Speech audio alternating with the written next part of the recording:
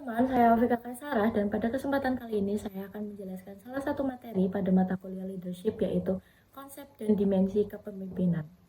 Yang pertama yaitu definisi kepemimpinan. Kepemimpinan sendiri memiliki tiga pengertian menurut beberapa ahli. Yang pertama yaitu menurut Sullivan dan Decker, kepemimpinan merupakan penggunaan keterampilan seseorang dalam mempengaruhi orang lain untuk melaksanakan sesuatu dengan sebaik-baiknya yang sesuai dengan kemampuan. Yang kedua yaitu menurut Swanberg, menyatakan bahwa kepemimpinan adalah suatu proses yang mempengaruhi aktivitas suatu kelompok yang terorganisasi dalam usahanya mencapai penetapan dan pencapaian tujuan. Yang terakhir yaitu menurut George Terry, kepemimpinan sendiri merupakan kegiatan untuk mempengaruhi orang lain agar mau bekerja dengan sukarela untuk mencapai tujuan kelompok. Selanjutnya yaitu jenis-jenis gaya kepemimpinan. Terdapat 4 jenis gaya kepemimpinan. Yang pertama yaitu demokrasi. Pemimpin melibatkan anggota tim dalam pengambilan keputusan, mengutamakan musyawarah dan mendorong kerjasama untuk mencapai tujuan bersama. Yang kedua yaitu otoriter, di mana seluruh keputusan diambil oleh pemimpin tanpa melibatkan masukan dari anggota. Pemimpin bersifat dominan dan mengarahkan semua kegiatan secara langsung. Yang ketiga yaitu gaya kepemimpinan partisipatif, di mana gabungan antara gaya demokratis dan otoriter. Pemimpin tetap memegang kendali tetapi membuka ruang diskusi dan mempertimbangkan pendapat anggota sebelum mengambil keputusan akhir.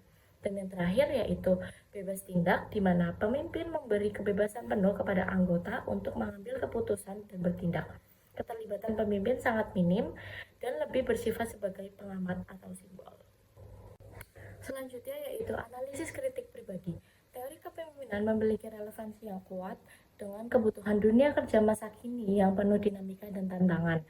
Dalam lingkungan yang cepat berubah dan kompleks, seorang pemimpin dituntut untuk mampu beradaptasi, membangun motivasi dalam tim, serta menciptakan suasana kerja yang mendukung kolaborasi. Kelebihan dari teori ini yaitu terletak pada fleksibilitasnya dan fokusnya terhadap hubungan antar individu.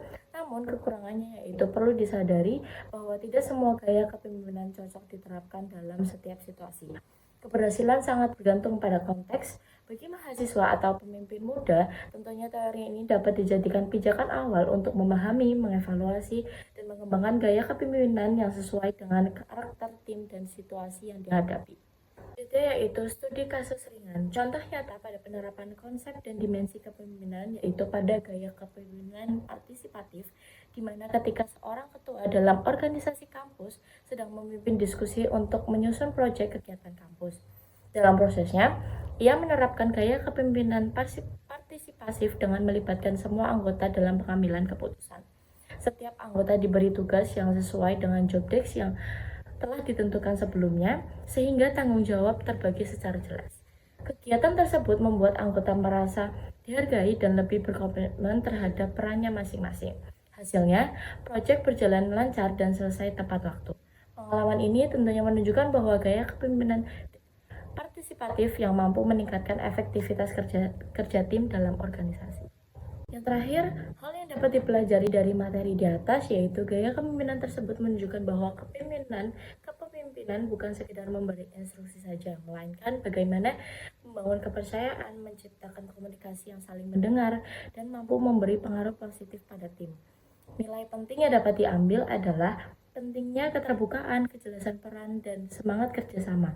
Gaya kepemimpinan partisipatif menjadi pendekatan yang layak dikembangkan karena mampu mendorong setiap anggota tim untuk lebih aktif, merasa dilibatkan, dan tumbuh bersama dalam proses kerja.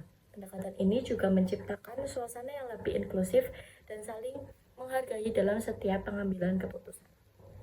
Berikut merupakan pemaparan materi mengenai konsep dan dimensi kepemimpinan pada mata kuliah leadership. Semoga kalian dapat memahami materi yang sudah disampaikan. Terima kasih.